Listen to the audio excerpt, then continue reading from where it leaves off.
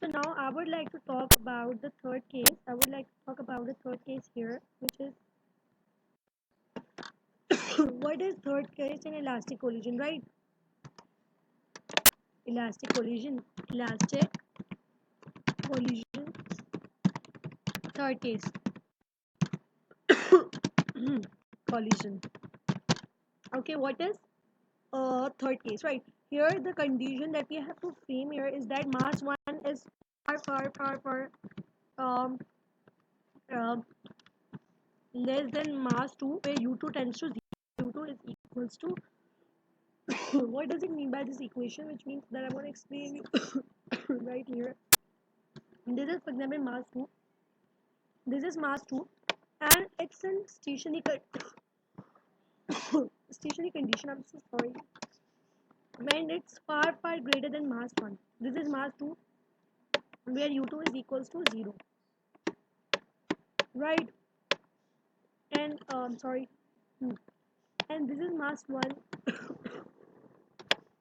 which is uh, u1, and mass 1 is far less than, I have put here mass 2, right? What will be the condition here is that when mass 1 is far less than mass 2 and mass 2 is a stationary condition, so what will be the v1 and v2, right? When it collides with the velocity of the and what will the velocity of this boy, right? That we're going to discuss here, right?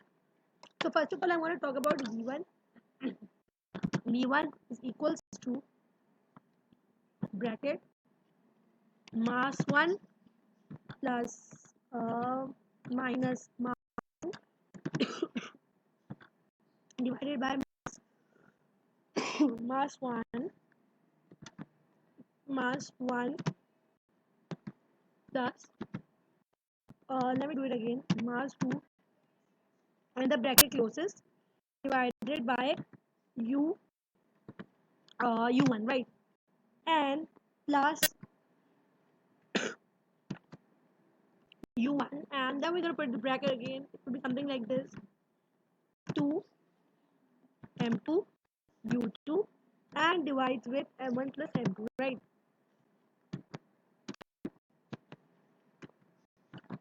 Plus m2 and the bracket closes. As we have seen here, the u2 is equals to 0. So if u2 is equals to 0, this equation is going to be 0 completely, right? And we have considered that the mass 1 is less than mass 2, so it's negligible, so we can consider mass 1 as 0. Mass 1 is equal to 0, we can consider here, right? Or if mass 1 is equal to 0, the equation will be something like that: the initial velocity, not initial, but v1 I'm considering, repeating the same one, not initial, but it's not initial, m2 divided by minus m plus m2, and again the here we have u1, right? So let's cancel this m2 and v1 is equals to minus u1, which means that when a light body collides with a heavy body like this, when this boy collides with train, it gets bound back in the opposite direction. The minus sign shows that it gets bound back in the opposite direction, right?